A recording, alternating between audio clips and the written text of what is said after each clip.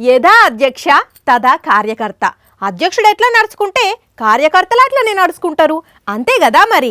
అందుకే పవన్ ఆయన స్థాపించిన పార్టీ కోసం కాకుండా, ఆయన సీఎం అయ్యేతందుకు కాకుండా, బాబు పార్టీ కోసం బాబును సీఎం చేసేతందుకు పనిచేస్తుంటే అలాంటి ప్యాకేజీ మహిమనేమో ఏమో గాని కింది స్థాయి లీడర్లు కూడా బాబు భజనే చేస్తున్నారు. శ్రీ నారా చంద్రబాబు నాయుడు గారిని ముఖ్యమంత్రిగా మనమందరం కూడా చూస్తున్నామని తెలియజేస్తూ, పైనోడికి పై రేటు, కిందోడికి కింది రేటు, కాకపోతే లెక్క మాత్రం పక్కా అన్నట్టు ప్యాకేజీ పై స్థాయిలోనే కాదు కింది స్థాయిలో కూడా బగ్గనే అందుతున్నట్టున్నది. అందుకే కప్పుకున్న జెండాను కాదని మరి అధ్యక్షుని బాటలోనే నడుచుకుంటూ బాబుకు భజన చేస్తున్నారు. బాబే సీఎం కావాలని టీడీపీ కార్యకర్తల లెక్కనే మాట్లాడుతున్నారు.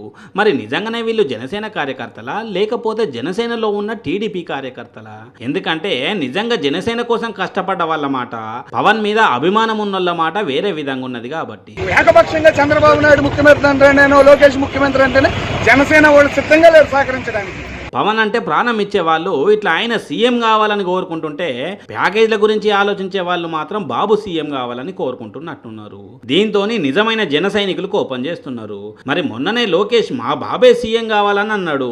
ఆయన అట్లన్న కొద్ది రోజులకే జనసేన లీడర్లు కూడా కొందరు బాబు సీఎం అంటున్నారు అని అంటే, బాబు గారు చక్రం బగ్గనే దింపుతున్నట్టున్నాడు. రేపట్ల ఒకరికొకరు జనసేన కార్యకర్తలందరూ ఇట్లనే బాబే సీఎం కావాలి, బాబే సీఎం కావాలి అని అంటే జనసేన పరిస్థితి ఏందన్నట్టు పవన్ ను ఎవరు దేక్తారన్నట్టు. చూస్తుంటే బాబు గారు ఆడుతున్న రాజకీయ ఆటలో పవన్ అరటిపండు కావడం ఖాయమని అనిపిస్తున్నది జన సైనికుల మాటలు వింటుంటే. చూద్దాం మరి ఏమవుతుందో.